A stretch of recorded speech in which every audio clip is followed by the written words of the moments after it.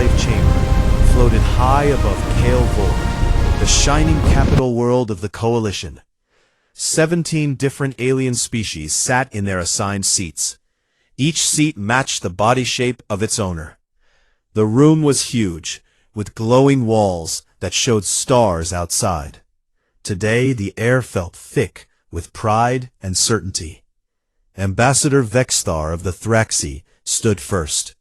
His kind looked like large insects, with shiny black shells and many thin arms. He clicked his mandibles in what humans would call a smile. "The humans have been warned many times," he said in a common trade language. "They built bases too close to our space. They sent scout ships where they did not belong. So we acted. We sent our battle group to New Alexandria. We turned their colony into glass from orbit. Millions died. A clear message." Soft, approving sounds came from around the room. The reptilian Khazari delegates hissed in pleasure. The tall, thin Zarathi nodded their long heads. Even the gas-filled floaters from the Veil Nebula pulsed brighter in agreement. "Now," Vexthar continued, "we wait for their answer, and we all know what that answer will be." A hologram appeared in the center of the chamber. It showed the human home system, Sol, with red lines marking ship movements. Tiny lights blinked, hundreds of them. "Their shipyards never sleep," said Admiral Lyra of the Khazari. Her voice was deep and rough like gravel. "They build fast. They build many. Intelligence says at least 3 full fleets are forming, maybe 4. They will come for revenge. That is their way. Humans do not forgive. They strike back hard." The delegates looked at each other. No one disagreed. For almost 200 years, the Coalition had watched humanity grow. At first, the new species seemed weak. Only one small planet, slow ships, no natural armor, or deadly venom. But humans learned. They copied. They improved. They spread. Every time the Coalition pushed, humans pushed back harder. Every time someone tested them, humans answered with more ships, better weapons, and no mercy. "So we prepare," said High Speaker Thalzer, the ancient plant being who led the meetings. His voice came from speakers in his pot-like body. "All home fleets on high alert. Border stations fully armed. Shield generators at maximum. When the human fleets arrive, we will crush them. Then the upstarts will learn their place." A low hum of agreement filled the room. Someone ordered more drinks, sweet nectar for the insectoids, mineral soup for the reptilians. The mood became almost festive. They had finally taught the humans a lesson. Now, the lesson would be completed. Outside the chamber windows, the defense grid of Kaelvor sparkled. Hundreds of warships floated in perfect formation. Giant rail cannons pointed into deep space. Missile swarms waited in their tubes. Sensor arrays listened for the first sign of subspace ripples. Days passed. The Coalition waited. Then the long-range sensors pinged. At first, the operators thought it was a mistake. Only one contact. A single drive signature coming in at 0.4 C. Fast, but not impossible for a scout. They checked again. Still one.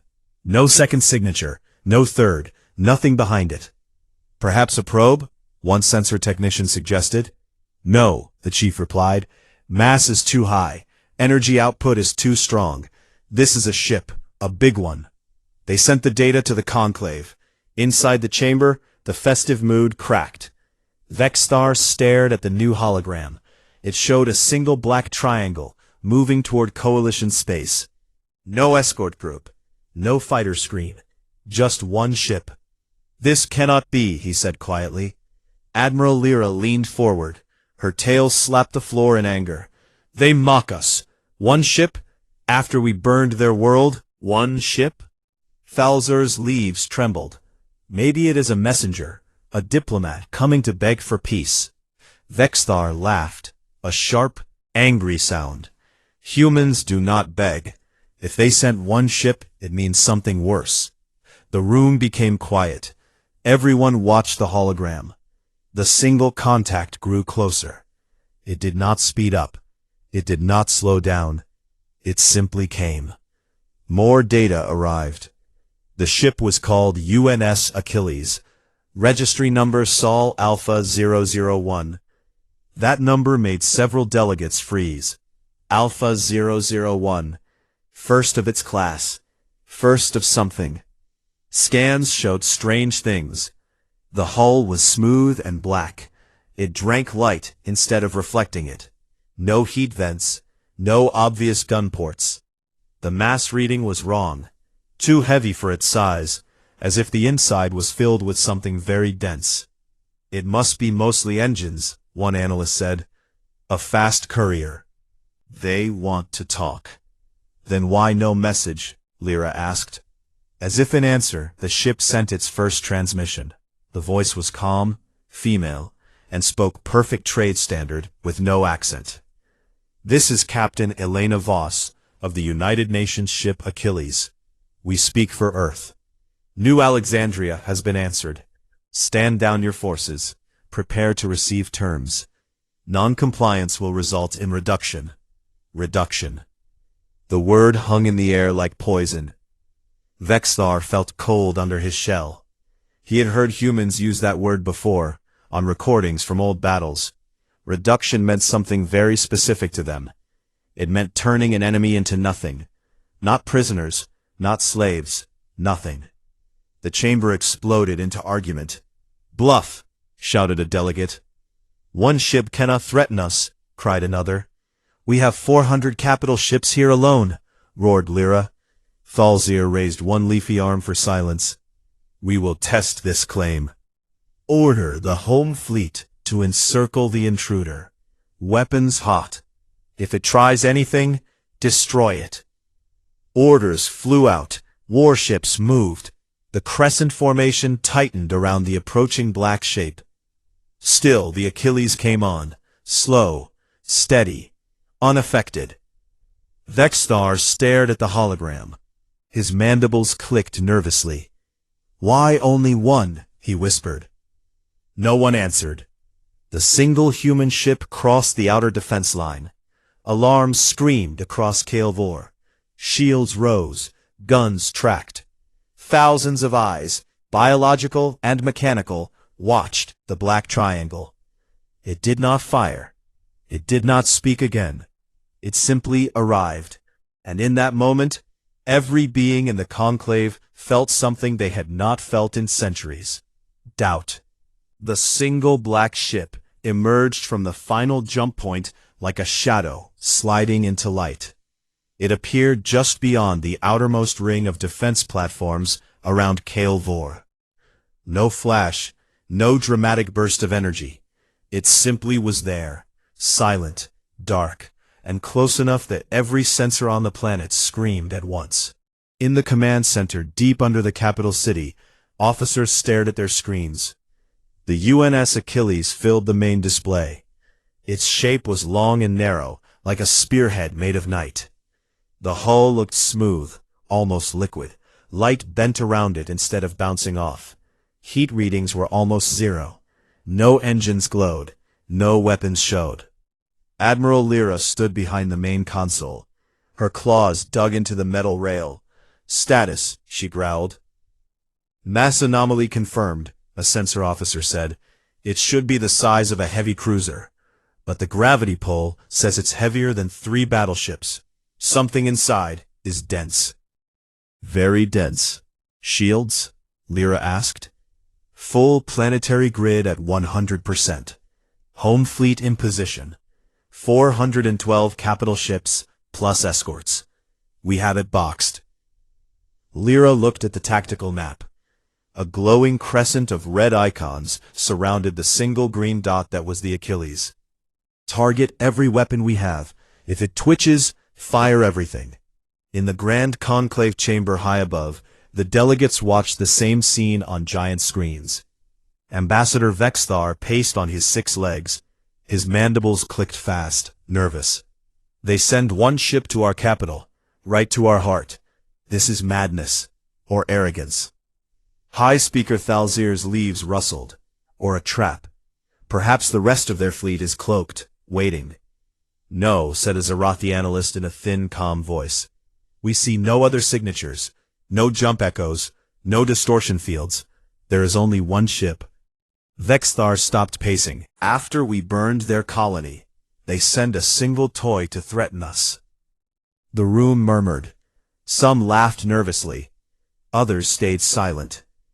The Achilles drifted forward slowly. It ignored the targeting locks. It ignored the warning beams that painted its hull red. It simply moved, steady and calm, like it owned the space. Then the transmission came again. The same calm female voice filled every speaker in the fleet and on the planet. "This is Captain Elena Voss of the United Nations ship Achilles. You attacked New Alexandria without declaration of war. You killed civilians. You thought we would send a fleet. You were wrong.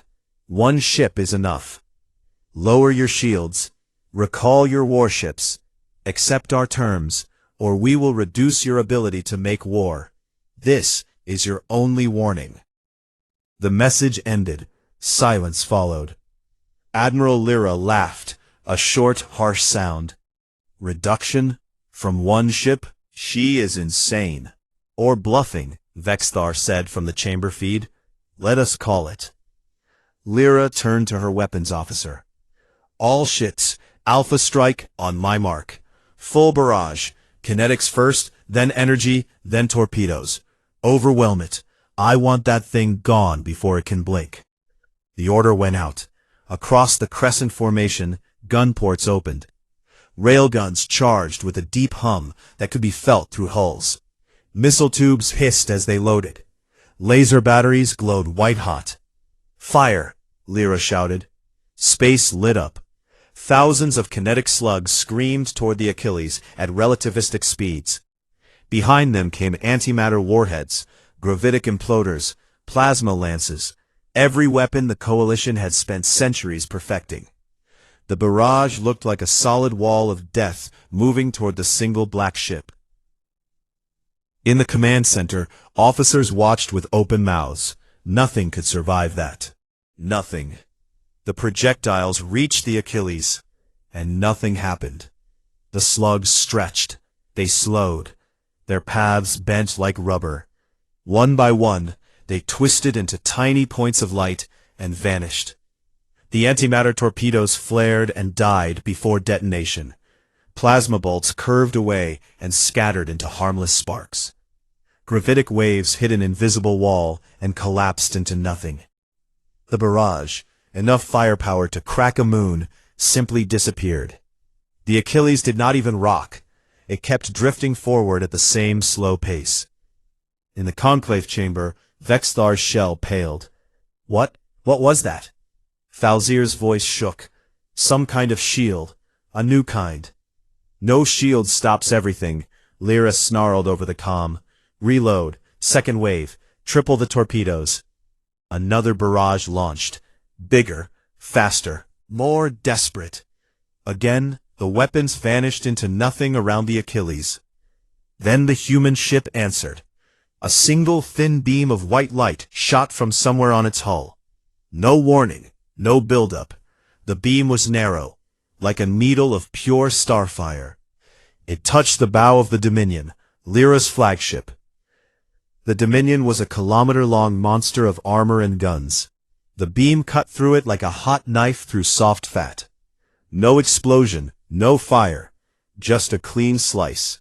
The front third of the ship, bridge, forward guns, sensor towers, fell away in perfect silence. Air and bodies vented into space. Life signs dropped to zero in that section instantly. The rest of the Dominion drifted, helpless.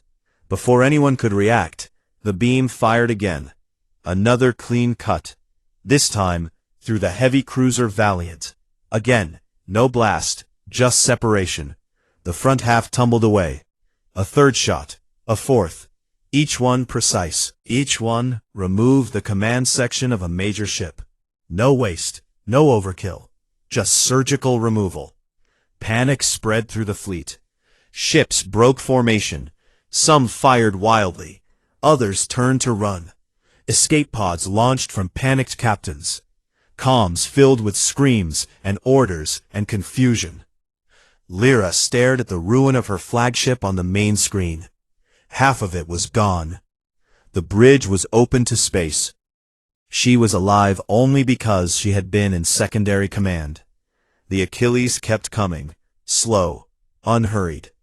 The beam did not fire again. It did not need to. In the conclave chamber, delegates stared in horror. Vexthar sank to the floor. His mandibles trembled. "One ship," he whispered. "Just one ship." Falzir tried to speak, but no words came. On the planet below, civilians looked up through dome windows. They saw the flashes. They saw ships breaking apart without explosions. They saw the black shape moving closer. A new transmission arrived, the same calm voice. "You chose not to stand down. You have lost 4 command ships. We can continue until none remain. Or you can listen. The choice is yours. But know this, the Achilles carries every lesson humanity has ever learned about war. It does not fight like you do. It ends fights." The message cut off. Admiral Lyra, blood dripping from a cut on her face, stared at the black ship on her cracked screen. For the first time in her long life, she felt small. The Achilles drifted closer still. Now it was inside the inner defense ring. Planetary shields flared as they tried to lock it out. The ship ignored them. It stopped just outside the main orbital platform. The black shape of the Achilles hung in space like a blade pointed at the heart of Kale Vor. It had stopped moving. No engines glowed. No weapons moved. It simply waited, silent and dark, while the coalition fleet around it fell apart. Admiral Lyra floated in the ruined secondary bridge of what was left of the Dominion. Emergency bulkheads had sealed the breach. Red lights flashed. Alarms wailed. Crew members in suits rushed to patch holes and reroute power. Lyra gripped the command rail with both claws. Her tail lashed back and forth. She stared at the main screen. The Achilles sat there, untouched, as if the massive barrage had never happened. "Damage report," she snapped. A trembling officer answered. "Forward third gone. Bridge crew dead. Main guns offline. Engines at 30%. We are dead in space." Lyra looked at the tactical display. More than a dozen capital ships drifted now, cut in half, spinning slowly, venting air and bodies. The clean slices showed no scorch marks, no melted armor, just perfect separation, like something had reached in and removed pieces with surgical care. "Regroup the fleet," she ordered. "Form a kill zone. All remaining ships, concentrate fire on that thing. Use the close-range plasma rays. Overload them if you have to." Orders went out. The surviving ships, more than 300, began to close in. They moved in tight groups. Guns swiveled. Energy weapons charged with bright blue glows. Missiles launched in waves. Not at long range this time, but point blank. The Achilles did not move. The new barrage hit. Plasma bolts splashed against an invisible barrier. They flared and died. Missiles detonated early, their warheads crushed into tiny sparks before they could explode. Railgun rounds bent and vanished again. The same distortion field swallowed everything. Then the Achilles replied once more. This time it was not one beam, it was many. Thin white lances shot out in every direction at once. Each one found a target. Each one cut through armor like paper. Command sections vanished from cruisers. Engine blocks separated from battleships. Bridge towers fell away from carriers. No explosions followed, just silence and drifting wreckage. One beam sliced through a destroyer that had tried to ram the Achilles. The ship broke into 3 clean pieces. Another cut the engines from a heavy frigate mid-turn. The ship spun out of control, crashing into its neighbor. Metal tore, sparks flew. but still no massive blasts. The human weapon did not waste energy on fireworks. It simply removed what it needed to remove. Panic turned to terror. Ships began to flee. Some captains ignored orders. They turned and burned engines at full power toward the jump points. Others fired blindly while retreating. A few brave or foolish pilots launched boarding pods. Small craft sped toward the black hull, hoping to find an airlock, a weak point, anything. The pods never reached the surface. Invisible fields caught them. The small ships slowed, then stopped. Then they crumpled like paper balls. Metal folded in on itself. Crew's screams cut off mid-transmission. In the Grand Conclave chamber, the delegates watched in stunned silence. Screens showed the same horror from every angle. Vexthar sat on the floor now, his many arms wrapped around his body. His mandibles clicked slowly, like a broken machine. "How?" he whispered. "How does one ship do this?"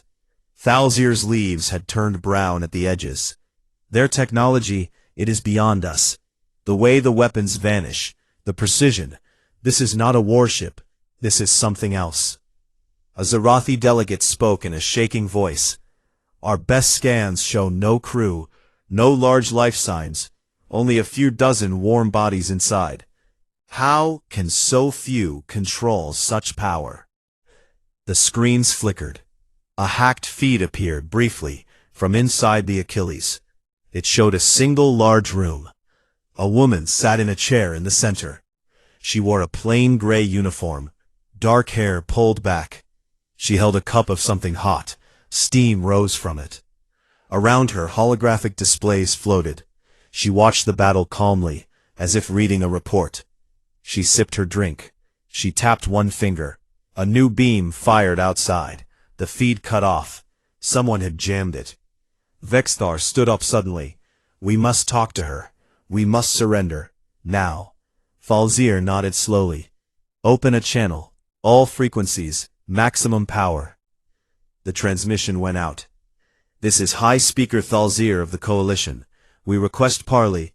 We wish to discuss terms." Silence followed. Then the calm female voice answered. Not angry, not triumphant, just matter of fact. Terms were already given. Stand down. Recall all forces. Accept observers. Pay reparations to New Alexandria survivors. You refused. Now 4 command sections are gone. 12 more will follow if you refuse again. Choose. Lyra cut in on the same channel. Her voice was raw. "You think one ship can destroy our entire fleet? We still outnumber you." The reply came instantly. "Numbers do not matter when precision wins. Your ships rely on crews, bridges, engines. We remove those, you lose function. We do not need to kill every crew. We only need to make your fleet useless. One shot at a time. We have time. Do you?" Another beam fired. This time it cut the engines from a battleship trying to flank. The giant ship drifted helplessly. Lyra felt cold. She looked at her remaining officers. Most stared at the floor. One young lieutenant whispered, "We cannot win this." In the chamber, delegates argued in low voices. Some wanted to fight on. A few suggested launching every missile on the planet at once. But no one believed it would work anymore. Vexthar stepped forward. "Send the surrender code. All ships, now." Thalzir hesitated. Then he nodded. The order went out. Across the fleet, running lights changed from red to white. Guns powered down. Engines went cold. Ships stopped moving. The Achilles did not fire again. It simply waited. A new message arrived. "Good choice. Transmit full fleet status. Power down all weapons. Open hangar bays for inspection drones. We will send terms in writing. Non-compliance restarts reduction." No one argued. On Kael'vor below, civilians watched through dome windows. The sky had been full of fire and light moments ago. Now, it was quiet. Drifting hulks floated like broken toys. The black ship sat in the center, untouched. A child pointed up. "Mommy, why is there only one?" She had no answer. In the command center, Lyra sat down heavily. Her claws shook. She looked at the screen. The Achilles still had not moved. She spoke quietly, to no one. "Why only one ship?" No one answered, but deep inside, she knew. Because one was enough to teach them fear. The Coalition fleet hung in space like broken toys around the black shape of the Achilles. Engines were cold, guns silent, running lights white for surrender. Escape pods drifted away from damaged ships, carrying crews who no longer wanted to fight. On Kale Vor, the capital city below, streets were quiet. People stood under dome windows and stared up. No one spoke much. The sky had been full of fire and death only minutes ago. Now it was still. In the grand conclave chamber, the air felt heavy. Delegates sat in their seats or stood frozen. Ambassador Vexthar paced slowly on his 6 legs. His shell looked dull, as if the shine had been scraped off. High Speaker Thalzir's leaves hung low. The Zarathi delegates clicked their thin fingers together in worry. Even the gas beings from the Veil Nebula pulsed dimly, like dying stars. Admiral Lyra appeared on the main screen. She broadcast from the wrecked secondary bridge of the Dominion. Blood dried on one side of her face. Her uniform was torn. But her voice stayed strong. "We have complied. All weapons powered down. All ships stationary. Transmit your terms." The calm female voice answered right away. It came through every speaker, every comlink, every personal device on the planet. "Terms follow. Listen carefully." A data packet arrived. It opened on every screen at once. Simple text in trade standard. No fancy holograms, no threats in big letters. Just clear words. First, immediate and permanent end to all hostile actions against human worlds. Second, full reparations to survivors of New Alexandria. Credits, resources, medical aid, enough to rebuild twice over. Third, demilitarization of all border zones claimed by the Coalition. No warships within 10 light-years of human space for 50 standard years. Fourth, and this one made everyone go still, the most chilling part. Permanent observer presence. Small, unarmed drones would be placed in every Coalition capital world, every major fleet base, every conclave meeting room. The drones would watch. They would record. They would send data back to Earth. Any sign of rebuilding for war would trigger response. No second warning. Vexthar read the words twice. His mandibles clicked hard. "They want eyes inside our homes, inside our councils, forever." Thalzir spoke softly. "They do not trust us. After what we did, why would they?" A Zarathi delegate raised a long hand. "Refuse. We can rebuild. We have numbers. We have worlds." Lyra cut in from her screen. "Refuse and see what happens next. They cut my ship in half without effort. They can do it again and again until nothing moves." The room fell quiet. Then a new feed appeared. Not from the Achilles, from long-range telescopes on distant Coalition worlds. One by one, screens filled with new black shapes, identical to the Achilles, silent. They appeared at the edges of systems, one near the Thraxi homeworld, one near the Khazari shipyards, one above the Zarathi capital, one in every sector where the Coalition had ever threatened humans. Not a fleet rushing in, not an invasion wave, just one per place, one per threat. Vexthar stared. They were already here, waiting. Thalzir's voice trembled. Not an attack force, a pattern. One ship for each aggressor, one consequence for each crime. The calm voice spoke again. "You expected a fleet, because that is how you think. Big numbers, big noise. Humans learned long ago that big is slow. Big wastes energy. Big makes mistakes. We do not send fleets anymore, when one ship can do the job better." A short pause.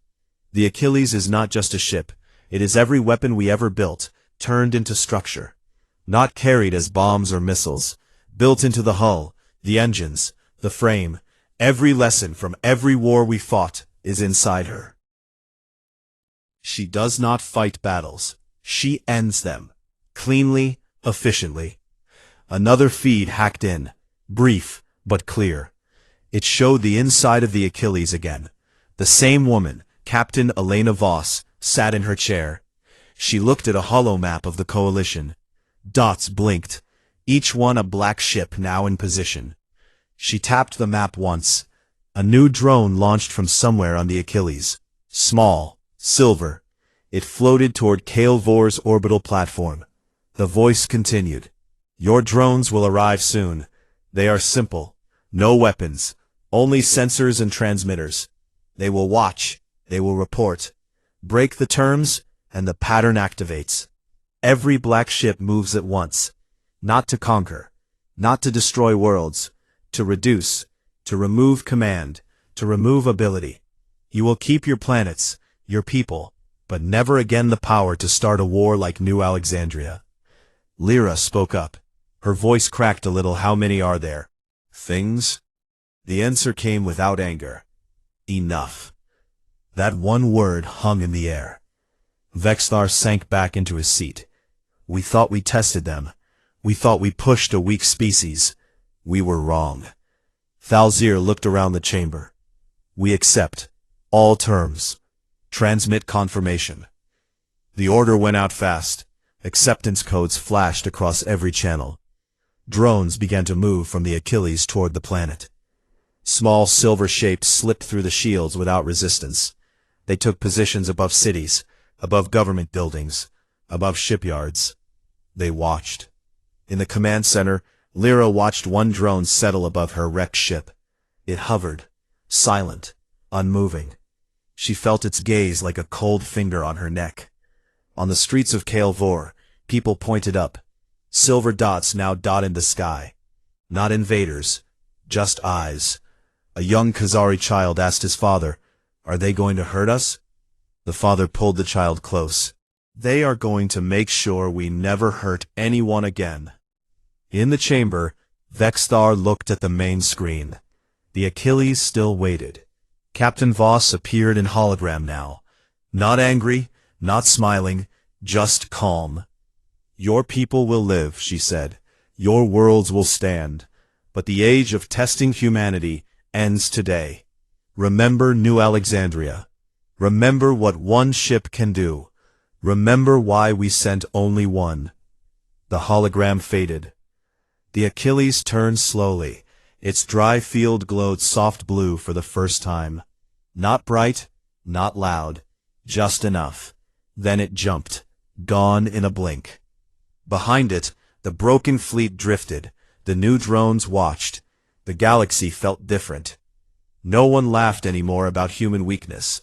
No one asked why only one ship. The black ship Achilles turned away from Vor. Its dry field glowed a soft blue, like a quiet flame. It did not rush. It did not show off. It simply moved toward the jump point. Behind it, the broken coalition fleet floated in silence. Cut ships drifted. Escape pods blinked red emergency lights. Silver observer drones hovered over every major platform and city dome. They watched. They recorded. They waited. Captain Elena Voss sat alone on the bridge. The room was large, but almost empty. One chair, one control panel that looked more like a simple desk. Holographic screens floated around her in soft blue light. She watched the tactical map. Red icons for coalition ships had all turned white. Surrender complete. Terms accepted. No more beams fired. No more reduction. She leaned back. She took a slow breath. Her face showed no smile, no anger, only calm. The same calm she had shown from the start.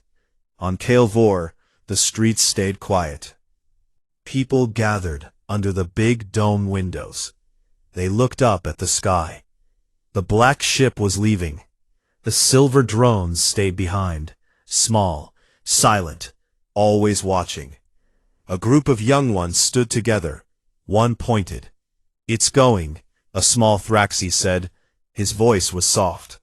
His friend, a Khazari with bright green scales, nodded. It did not destroy us. No, the first one answered.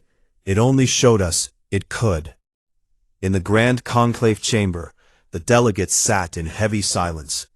Ambassador Vexthar stared at the main screen. The Achilles grew smaller. Then it jumped. Gone. A tiny flash, and nothing left but empty space. Vexthar spoke first. His mandibles clicked slowly. We thought we were strong. We thought we could test them, glass a colony, kill millions, force them to send everything they had. We were wrong. High Speaker Thal's ears moved a little. They did not send everything. And one was enough. Admiral Lyra appeared on the screen again. She had cleaned the blood from her face. Her uniform was patched, but her eyes looked tired. Very tired. My fleet is broken. Half the ships cannot move without help. The other half wait for orders that will never come. We lost nothing to fire or bombs. We lost to precision. Clean cuts. No waste. A Zarathi delegate spoke in a thin voice. Their ship carries no army. No thousands of soldiers. Scans showed only a few dozen life signs. Maybe less. How does one person control all that power? Lyra answered quietly. She does not control it alone. The ship controls itself. Every part is built from lessons, from old wars, from mistakes, from victories. The weapons are not added on. They are the ship, the engines, the hull, the frame. It thinks, it decides, it acts, and it does not miss. Vexthar looked around the room. We asked why only one. Now we know. Because more would be waste. Because one ship can end a war without destroying worlds, without killing billions. It removes the tools of war. It removes the will to fight. It leaves the people alive to remember. Thalzir nodded slowly. They could have come with 1,000 ships. They could have burned our stars. They did not. They chose mercy wrapped in fear. On distant coalition worlds, the same scene played out. Black ships appeared at the edge of each system, one per place, one per old threat. They did not attack. They waited. When the terms reached those worlds, the black ships turned and left. But the silver drones stayed. Small eyes in the sky. Reminders. A news feed on Kale Vor showed images from other systems. People watched in bars and homes. No one cheered. No one cried. They just watched. In one feed, a human ambassador appeared on a coalition world. She stood in a simple gray uniform. She spoke to the local leaders. Her words were calm. We do not want your planets. We do not want your people. We want peace. Real peace. The kind that lasts. The drones will watch to make sure. Break the terms, and the pattern wakes again. Not fleets, not armies. Just the pattern. One ship per problem. One consequence per mistake. The local leader bowed his head. We understand. Back on Kaelvor, the conclave met again the next day. They voted. Full acceptance. Reparations began. Credits transferred. Ships sent with medical supplies and building materials to New Alexandria survivors. Border zones emptied of warships. The demilitarized line became real. Vexthar stood before the chamber one last time. His voice was low. We thought humans were weak because they came from one small world. We thought they were soft because they talked of peace. We were blind. Humans are not weak. They are careful. They learned to win without losing themselves. They learned that revenge does not need blood. It needs lesson. He paused. And today, we learned that lesson. The chamber was silent. Far away, in human space, the UNS Achilles returned to Sol. It slipped into orbit around Earth. No parade. No cheers from crowds. Captain Voss stepped onto the shuttle. She went home. Quiet. Alone. She reported to command. Terms accepted. Observers in place. No further action required. A senior officer nodded. Good work, Captain. She looked out the window at the blue planet below. It was never about work. It was about making sure it never happens again. Years passed. The drones stayed, small, silent, always watching. The coalition rebuilt, slowly, carefully. No new warships, no border tests, no talk of testing humans again. Children grew up hearing the story, not as a war story, as a warning story. They sent one ship, parents said, because one was enough. And when someone asked why, the answer was always the same. Because humans do not fight for fun, they fight to end fighting. And when they send just one ship, it is not an insult, it is judgment. The galaxy remembered. The black ships waited in quiet places, patient, ready. But they never moved again. Not yet.